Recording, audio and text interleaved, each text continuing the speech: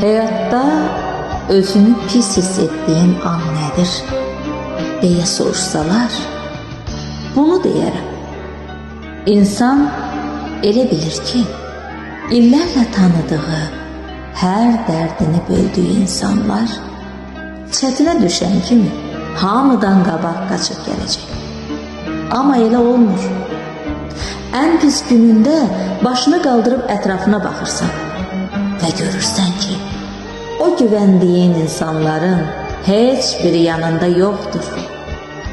Amma elə qəribə bir şey olur ki, yolda görəndə sənə adi bir salamı belə çox görəcəyini fikirləşdiyin, bəlkə də heç yaxın bilmədiyin bir insan sənə hamıdan çox dayaq olur.